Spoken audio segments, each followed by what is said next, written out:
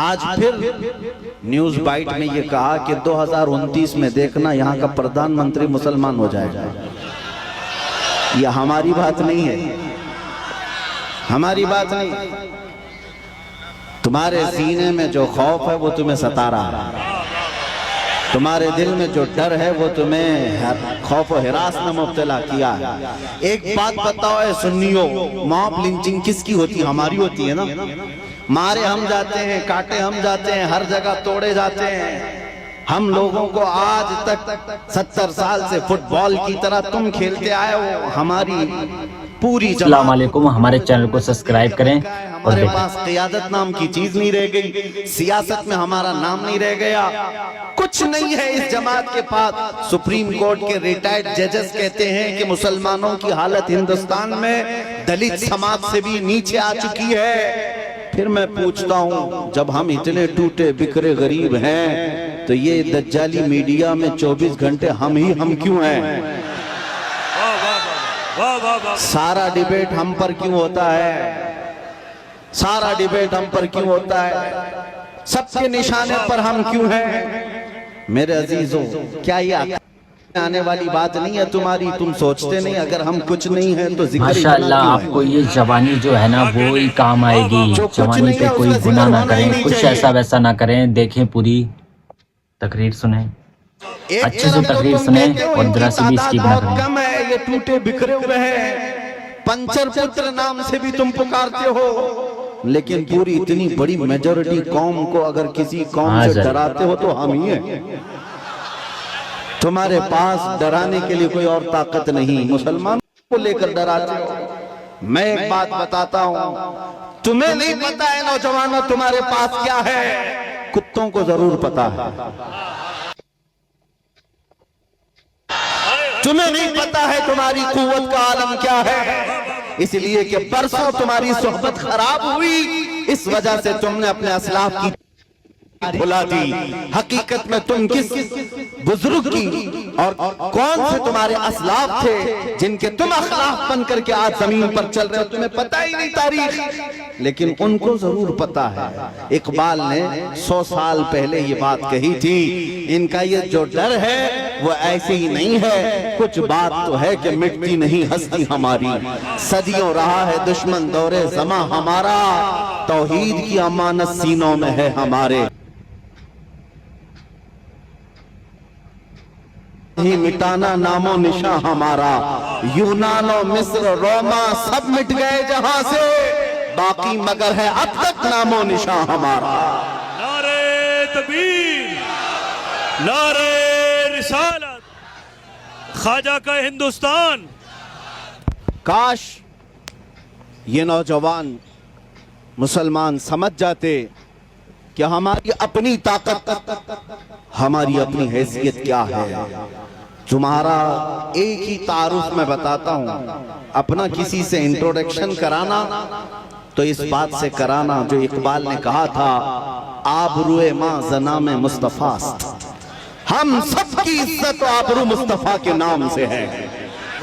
ہم ان کے دربار کے غلام ہیں، ہم ان کے دربار کے ادنا خادم ہیں، اور ہمارا ماشاءاللہ امام صاحب کبھی غلط کچھ نہیں کہتے ہیں، کبھی غلط ہماری ویلیو ہے، یہی ہماری حیثیت ہے۔ اور اگر تم اپنا الگ الگ انٹروڈکشن کراؤ گے، تمہاری پیشانیاں گھس جائیں، تمہاری زندگیاں ختم ہو جائیں، تب بھی تمہارا نام۔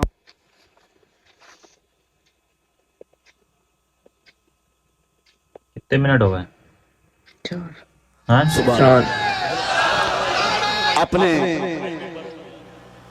اپنے متعلق خود کے نام سے اگر کوئی کہتا ہے میں اپنی زندگی میں میرے باپ سے، میرے چاچا سے، میرے دادا سے، فلاں سے اتنا بڑا بن گیا، وہ بہت جلدی ختم ہو جاتا ہے، لیکن جو حضور پاک کے قدموں سے عزت پاتا ہے وہ صبح قیامت تک روشن رہتا ہے۔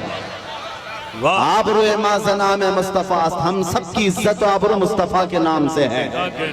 اور جس دن تم اس عظیم مقصد کے لیے سیریس ہو گئے، حساس ہو گئے، دوسرے مسئلوں کو چھوڑ دو لیکن میرے نبی کی عزت کا مسئلہ اہم ہے، اس دن یاد رکھنا مولا کریم بھی تمہاری عزت کو نیچے آنے نہیں دے گا۔ तुम उसके हबीब की इज्जत के लिए फिक्रमंद हो और मौला करीम तुम्हारी इज्जत को बुलंद करेगा। हमने देखा है 100 साल बीत गए, आज भी हमारे मजमों में आला हजरत का नाम क्यों लिया जाता है? वाह वाह वाह वाह। हाँ, उनका नाम क्यों पुकारा जाता है? हर जगह इश्क मोहब्बत, इश्क माशाअल्लाह, मोहब्बत। इमाम साहब कभी गलत नहीं कहते। क्यों? सुने, हम में से किसी ने देखा है उन्हें? हमारे बाप ने भी नहीं देखा होगा।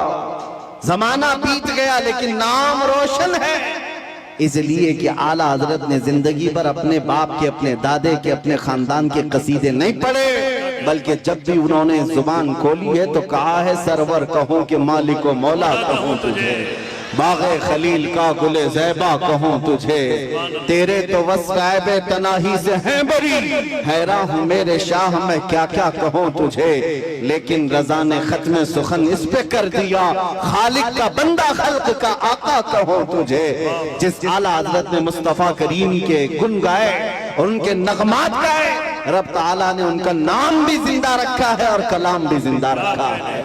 एक नुक्ता मैं बार बार बताऊंगा, हम सबकी इज्जत व आबरू मेरे नबी से वाबस्ता है। सुभान अल्लाह सुभान अल्लाह। दुनिया में घूम फिर करके आ जाना, देख करके आ जाना, और जो दोपहर में हरा झंडा, शाम में नीला झंडा और रात में लाल झंडा लेकर जो घूमते हैं पार्टियों वाले, इनको भी देख लेना। 40-40 साल जूतियां उठा करके खिदमत करने वाले जब बूढ़े हो गए तो साइड में लगा दिए गए। हमने देखा है, आपको भी पता होगा, बाद में तो न्यूज के पेपर के किसी कोने में भी उनका नाम नहीं। 40 साल 45 साल किसी पार्टी के लिए वक्त कर दिया, बुढ़ापा आया तो साइड लगा दिया गया। अब नई दुनिया है, नए नौजवान है, ये दुनिया यही है, शहद दिखा है जहर पिला है।